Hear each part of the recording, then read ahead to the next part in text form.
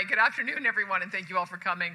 I'm happy to be here with Minister of Affordability and Utilities, Nathan Neudorf, Parliamentary Secretary, Chantelle, and George Christodidis, who is the President and CEO of the Canadian Nuclear Association, to share what's next for nuclear energy in Alberta. Alberta is growing faster than any other province in Canada, and we don't see that slowing down anytime soon. We're also Canada's economic engine, with huge ambitions for growth and expansion heading into the future. And all this growth means we need more electricity to support it. Currently, the majority of our energy production comes from natural gas, a stable power source. But as our economy expands, particularly in the energy, agriculture, and technology sectors, we need to consider all types of generation technology to power our province. For years, our government has been eyeing nuclear power as just the thing we need to expand our energy capacity. And we're not alone in this. Governments around the world are giving nuclear energy some long overdue consideration. Our own government has signed agreements with Saskatchewan and Ontario to cooperate on developing nuclear energy and supply chains. We're also exploring what's possible with small modular reactors, cutting-edge technology that can be built faster and for lower startup costs than conventional plants. Frankly, there's a lot to like about nuclear. It's efficient, low cost in the long run, and long-lasting. Now, those are points in its favor, but two qualities in particular set nuclear apart from other energy sources. It's almost completely emissions-free, and it's incredibly reliable, producing abundant baseload power 24 hours a day, 7 days a week. That means we'd be able to expand our economy with dependable, scalable, non-emitting power, and it's hard to argue with a proposition like that. We see tremendous potential for nuclear to secure Alberta's energy supply for the long term, to fuel our ambitions for our key industries, to help us reach our goal of carbon neutrality by 2050, to share economic benefits with Indigenous communities, and make the most of our resources and technical expertise gained from decades of energy production. We see the potential for nuclear energy to transform Alberta, to provide good jobs and prosperity, and set us on a solid footing for the future. And we want to deliver on that potential. But we also recognize that nuclear energy carries with it a certain amount of baggage from incidents in the past. We know it's a polarizing topic that stirs up emotions, and we want to proceed thoughtfully. We want to give Albertans a say in developing the path forward. We want to know what people think, what opportunities they see, and what concerns they may have. So today I'm happy to announce the creation of a panel that will engage with people across Alberta, including Indigenous communities, industry experts, and other community partners to explore the potential for a nuclear energy industry in Alberta. The panel was appointed by Minister Neudorf, and it will be chaired by Parliamentary Secretary Jonge. Our expert panelists are well respected in government, academia, industry, and Indigenous government. The panel will engage with different stakeholder groups in Alberta, analyze the results of an online survey, and compile a report based on its findings. Our intention is to ensure Albertans have their say as we consider this transformational energy source for our province. The panel's report will inform our approach to a potential nuclear energy industry in Alberta, and I look forward to seeing it. And I'd like to thank every member of the panel for stepping up for this important task. And now I'd also like to invite Minister Neudorf to share more about the process. Well, thank you, Premier. Appreciate that. And good afternoon, and thank you all for joining us today. As you heard from the Premier, nuclear energy holds a lot of promise. Beyond being an incredibly reliable source of emissions-free electricity that can strengthen our power grid to meet rising electricity demands, I'm personally most excited about the opportunity nuclear energy presents when it comes to life-saving medical isotopes to support advanced care in cancer. This is already being explored and happening in Ontario, and I think that really gets to the heart of why we're launching a nuclear energy engagement, to hear directly from people across Alberta, families and communities, and those who would benefit the most. We're taking a phased approach with this engagement, and phase one is now underway.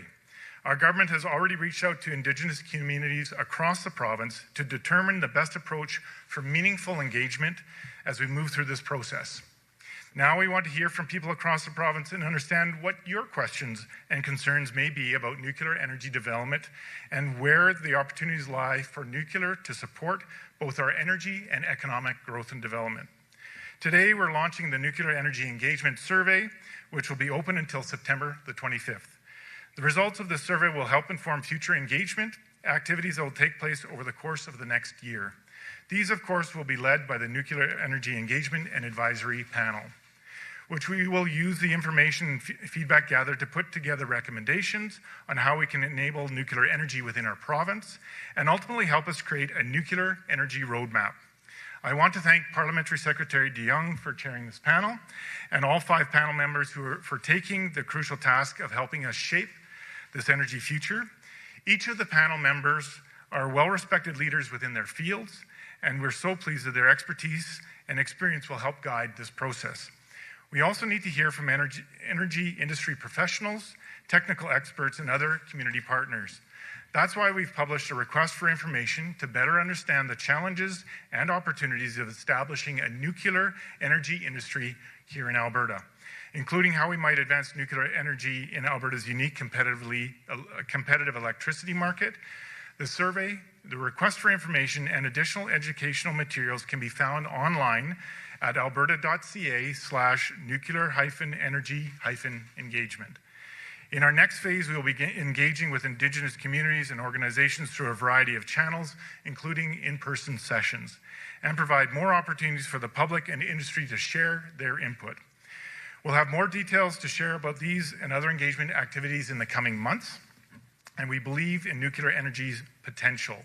And that one of the most important responsible things that we can do right now for Alberta's energy future is to begin the conversation with Albertans.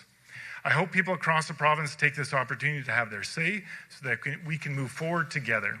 Thank you very much, and I'll now ask Parliamentary Secretary Chantelle to provide more details on the panel themselves.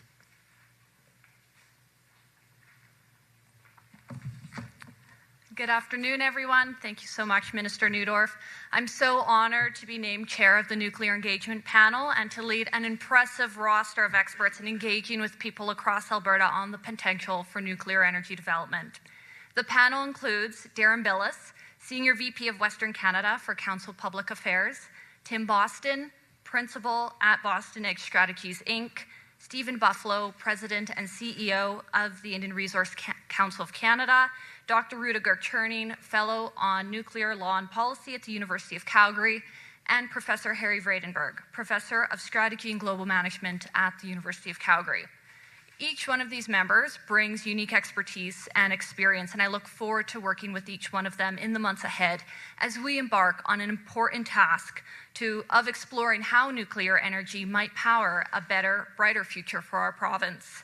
And I'm sure I speak for the entire panel when I say we are very excited to get started on advancing the conversation on nuclear energy. I hope everyone will take the time to participate in the survey and the nuclear engagement process. And I would now like to invite Jonge Christidis, President and CEO of the Canadian Nuclear Association, to share a few words.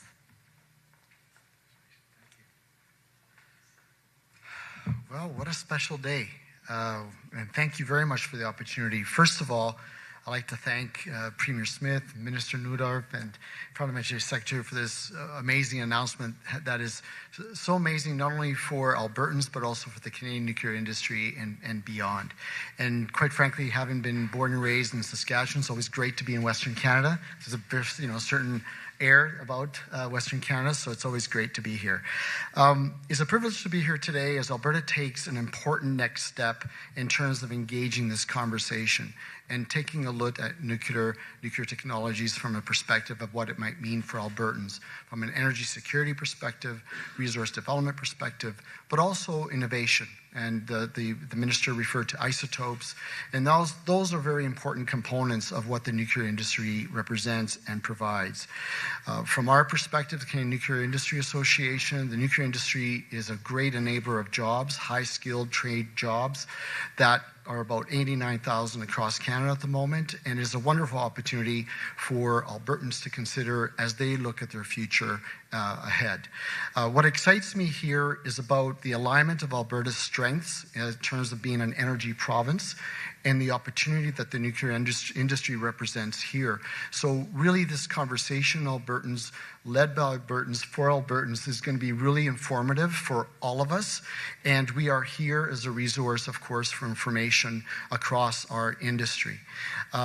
We obviously represent the nuclear industry, the companies from large nuclear technologies, smaller nuclear technologies, the entire supply chain, and we have a lot of information in terms of enabling this conversation, and our experience, whether it's in Ontario, New Brunswick, Saskatchewan, and now in Alberta, is here for you to access anytime. So again, with that, I really appreciate the opportunity, and I congratulate the government of Alberta and the people of Alberta taking this next step. Thank you. Thank you to our speakers. We'll now head into our media Q&A. We'll start off with questions here at the room. There's just a mic at the back there. We'll be taking one question, one follow-up, and just a reminder to media to state your name and outlet before asking your question. Go ahead first with the mic. Hi there, Acton Clark in CBC Calgary. This is for the Premier, please. Premier, the City of Calgary has sent a $10 million bill to the provincial government to recover administrative costs for collecting the education tax requisition. Will you be paying that bill? Well, I can tell you it started a good conversation about the cost effectiveness of having 320 tax collection bureaus at municipal level. I did raise it at the Alberta Municipalities Association, asking the question of whether or not this is an area that the provincial government should take over, if we should do centralized tax collection and then be able to rebate back to the municipalities rather than the reverse. And so, I'm quite happy to start that conversation.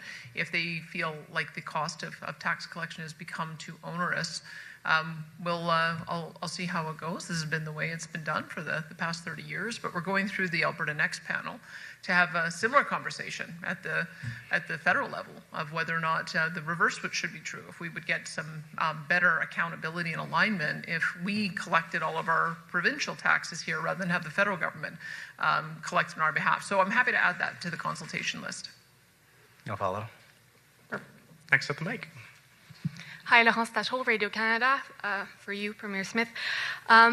This announcement, I'm not sure I understand the next step. Are we looking at nuclear plant, small reactor modular? It's quite vague for me. What's the next step? I think all of the above. One of the things that we often find is that in industry circles and academic circles, we have a robust conversation about certain ideas, about adding nuclear power to our power grid.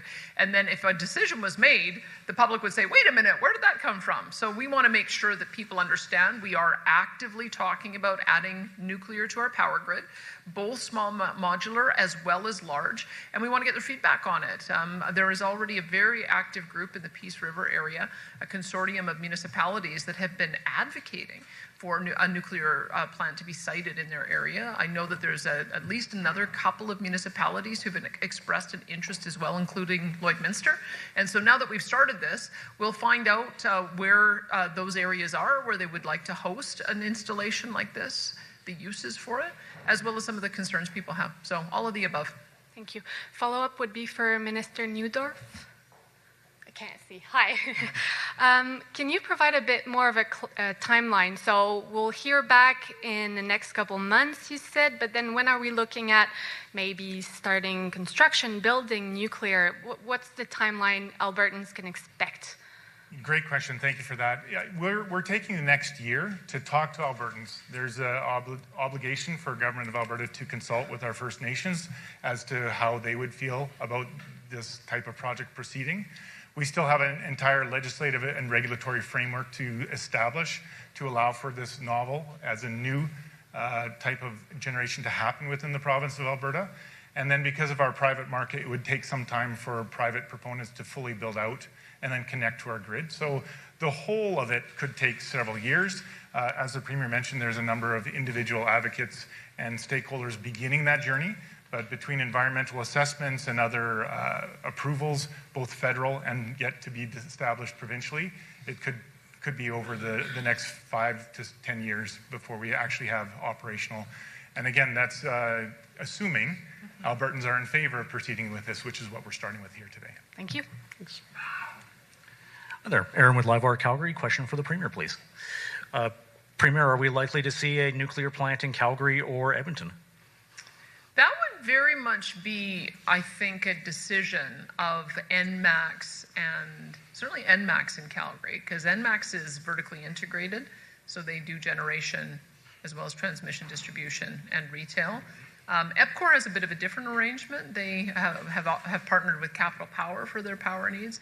So we would, at the moment, we're going in with the idea that the private market would be the proponent on this.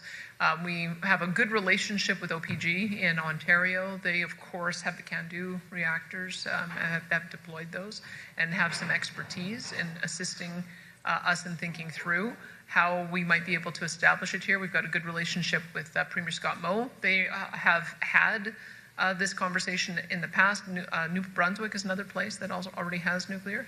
I think Darlington is the first place where they're going to be rolling out the small modular reactors. But remember, I mean, Ontario, I think 60% of their power comes from nuclear. It's never been in Alberta. We've always had coal, and then when we came off coal, we became reliant on natural gas. And so now we're just having a conversation about, are there other baseload power sources that we can add to our grid?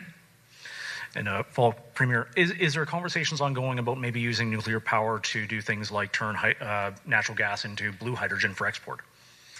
I think that, whenever you bring new power on, it can be used for any number of things. And we've got natural gas powered plants with carbon capture that are talking about creating hydrogen. That's what the Lindy project in the industrial heartland is about, and that is what the Air Products project is about as well, that they're doing carbon capture there. So they're able to do that with natural gas. They're not needing to do nuclear. I suppose it's possible to do. I think nuclear is particularly attractive now to AI data centers, now that we're seeing such an enormous demand. And of course, with AI data centers, they want to have as low emissions footprint as possible. And so being able to bring on a project of substantial size with the kind of substantial proposals we're hearing from AI data centers, I would suspect that that would be one of the largest future uses. And we'll take one more from the mic, and then we're going to hit the phones. Hi, go ahead. Premier Matsky, Canadian Press. On your COVID vaccination campaign, critics say that this is making the COVID shot less accessible, it's making it less affordable, effectively sabotaging your own campaign to get people vaccinated with the COVID shot. Thinking about a family of 5, that would cost $500 to get the full family vaccinated. So how would you respond to that criticism that you are sabotaging your COVID vaccine campaign? Well, my starting point is the federal government stopped funding it. They funded it for 3 years, and they stopped funding it this year. And so then we had to assess whether we could take on the full cost of the program as it had been designed by the federal government. And if we had done it exactly the way they did, with the amount of spoilage that occurred, it would cost us about $135 million. And so we know that that is a huge amount of money to try to take out of our current health budget. And there'd be other things that would be sacrificed. Knee and hip replacements, being able to do other surgeries in hospitals, and we're just not prepared to do that. Especially since the second part is that as people have become exposed to COVID, as people have had multiple shots and also multiple infections, we're seeing that the rate of vaccinations going down. It was only 13.9% last year. So the majority, 86% of Albertans have already chosen not to get vaccinated. So we have to find a way to match the doses with those who want them and those who need them. And so we put forward the list of those who are going to be eligible. And if you look at over age 65, for instance, it's about 87% of people over age 65 will be eligible on the basis of one of their pre-existing conditions, either because they are already on a senior's benefit, is because they're living in congregate care, if they're receiving home care, any of these conditions, cancer, cerebral vascular disease, chronic kidney disease, chronic liver disease, chronic lung disease, cystic fibrosis, diabetes, disabilities, heart conditions, HIV, mental health conditions, obesity, pregnancy or a recent pregnancy, primary immunodeficiency diseases, solid organ or blood stem cell transplant, tuberculosis, use of cortisol, steroids, or other immunosuppressive medications, a very long list. And so we think that we've covered and given priority to those on the list who have those pre-existing conditions of any age over 6 months, and anyone else beyond that who wants to get it will be able to pay as of October 20th. So I would say people should just look at the list, see if they're one of those that qualify, make their own assessment with their doctor if they feel that they need that extra measure of protection, and then we'll just see how the program rolls out, and hopefully we'll have less waste than we've had in previous years.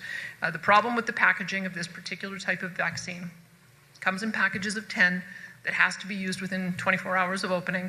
And so we ended up in previous years throwing out 54% of it. And we're just not going to do that anymore. So we have to do it a better way, and we hope that this will be it. Okay. Something you said this week on your show was that you had sort of learned from the lessons from the Tylenol situation. Are Albertans who aren't eligible on the hook because of that Tylenol situation? Well, Albertans they want us to make sure that we're not wasting money. And I think that's a very reasonable thing for Albertans to ask. And so as we were talking about where is the biggest waste in the use of pharmaceuticals and these kind of products, this was a glaring example that was standing out, that we're throwing away more than half of the batches. There's lots of other types of products that are shelf stable, that the virus doesn't mutate that much, so you're able to get one batch and it can last you for a while, or you're able to store it at a reasonable temperature, or you don't need to store it at a controlled temperature at all. So this is an unusual product that has an unusually high level of disposal and spoilage, and so we've got to manage it differently. Thank you. Thanks. And we're going to take a few from the phones. Operator, could you put through our first caller, please? Yes, the first one is from Megan Podkins from Financial Post. Your line is now open. Hi, I suppose this question is a bit more from the Premier, because I'm just, it's a bit more big picture. I'm curious if you see, is it more likely in your mind that we're going to see industrial SMR proposals coming forward, or are you looking to see grid-scale nuclear projects coming forward first? I'm wondering which of those two you see a priority. And if it is industrial, who pays for that? What role does industry have in paying for that? What role does government have in funding that? Well, I can also let Minister Neudorf respond to that. I can give you my first indications on that. Because we have a power market where generation is privatized, we would anticipate that the private sector would pay for it. And then whether through it was long-term power purchase agreements or just the fluctuation of the market on the spot market on a day-to-day basis, that they would be paying for it over time. That would be one of the things that we would anticipate. For small modular, the places it seems to make the most sense, especially if you're able to use it for both power and heat for steam, it may well be that our oil sands projects are the place it would be deployed. I think they can be deployed at the micro level, like under 5 megawatts, all the way up to sort of like 15 or 25 megawatts. And so you'd have to have significant enough power to make it worthwhile. And I think if you can use the combination of both of those, it probably makes the most sense. And what we've seen in the past is that the oil sands companies have paid to put their own power generation on their site. And if they end up generating surplus power, then they sell it back to the grid. So that may also be the model. At the moment, we haven't seen a need for us to establish a crown corporation like they do in every other jurisdiction in Canada. We're prepared to do that if we have to, if we cannot get enough baseload. We've indicated that in the legislature. But we want to see the private market work. We do have crown corporations that operate in our market already. EPCOR is wholly owned by Edmonton. NMAX is wholly owned by Calgary, so it's not unusual to have government participate. It's just something we turned away from many, many years ago. So we would prefer for the private sector to do it. Yeah, exactly. As the Premier said, that we would want the private market to engage in that. Now, there's many parts of our market, transmission, grid connection, distribution, and other ancillary services that the ISO, the Alberta Electric System Operator, could inject funds to make it more possible. But at this point, we're just engaging with Albertans to see what their questions, concerns are, and make sure that we bring them along in the process, and we have a large, broad agreement that we want to make this technology available within Alberta. And once that happens, then we can see how the best path forward to make that happen is, again, retaining our private competitive market for generation. Yeah. Did you have a follow-up, Megan? I do, yes, although it's not related to this. Again, this is, thank you for taking my question, by the way. This is, again, for the Premier. We just had that announcement of a public takeover bid for Meg Energy by Synovus. It's continuing a bit of a theme of consolidation in the sector. I'm curious how you feel about the direction of that trend, Premier. What concerns or opportunities do you see, if that momentum continues? Well, on the positive side, clearly, MEG was a very valuable asset because it was the subject of a bit of a bidding war, it sounds like. So I'll wait for the shareholders to see how all of that plays out. But it's been under review for some time. So clearly, there's some advantages that two different companies see, and being able to add that to their roster, which is very positive. Anytime, when there are consolidations, you don't need to have two senior executive teams, you don't need to have two accounting teams, you don't need to have two HR teams. So what I always worry about is job losses, and so I'll be watching to see what happens here. That being said, we're also looking for ways to work with our oil sands companies, and Cenovus is one in the Pathways Partnership, to build a new bitumen pipeline so that we can increase production. And so if we're increasing production, it should be able to offset some of those job losses. But I'm very bullish on the energy sector in Alberta, and in particular, our oil sands. I've set out a target a few years ago of doubling our oil and gas production. And just with incremental improvements and some of the incremental investments that I'm seeing and some of the capacity improvements, we're going to get pretty close to getting there by 2035. Thanks. We have time for a couple more questions. We're going to take one more from the phones, and then we're going to try and come back here to the room. Operator, could you put through our next caller, please? Yes, the next one is from Rahim Mohammed from Post Media. Your line is now open. Sure. Hello, this question is for the Premier. So, Premier, 2025 is slipping away from us quite rapidly. You've told Albertans that they can expect a referendum next year. Are you able to say at this point definitively that the referendum will take place on a standalone ballot and won't be tacked on to a snapped provincial election or take place simultaneously with a snapped provincial election? Well, what I have said is that we have a series of referendum questions that we as a government might put to the people. That's what I'm advocating on right now and consulting on through our Alberta Next panel. If there's a citizen-initiated referenda that gets enough petition signatures, that would be added to that ballot. And so far, I don't know what the progress is of the one that is out there, but we're not putting forward a question on the issue of independence. We're putting forward questions on how we can be a bit more like Quebec. Should we collect our own taxes? Should we have more control over our own immigration system? Should we put the question of an Alberta pension plan to the people? Those are the kind of things that we're consulting on right now. Follow-up. So I'm not sure I was clear in articulating my question. Last time around, there was a referendum that happened simultaneous, I believe, with Alberta's civic elections in 2021.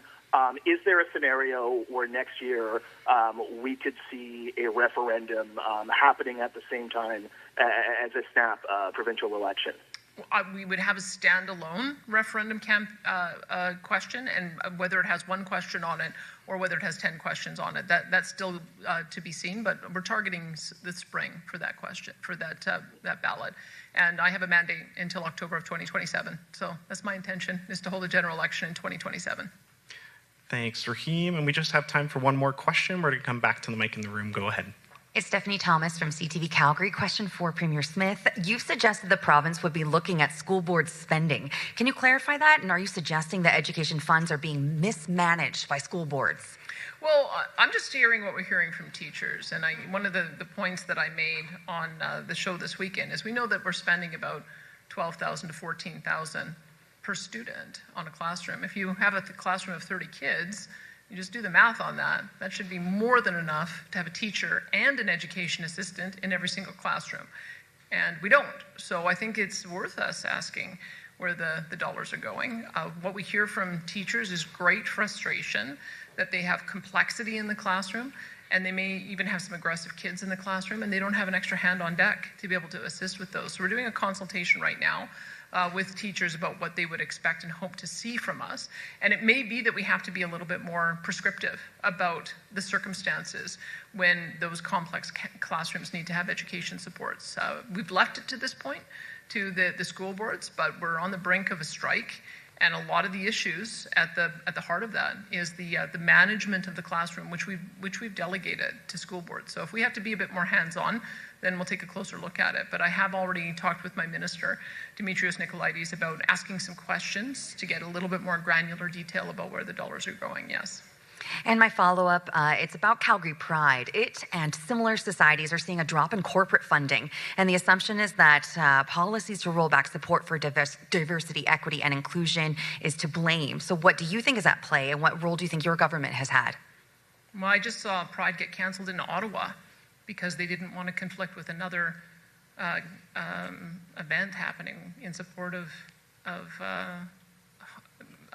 Palestinians. So there's lots of reasons why people are making those choices. I can't really comment on what's happening in Calgary. We continue to support Pride. We continue to give dollars from our ministries to support not only Pride organizations in Calgary and Edmonton, but elsewhere, and also other initiatives. So I guess you'll have to ask the corporations what their views are. Thank you, and that's all the time we have for questions today. Thanks everyone for joining us.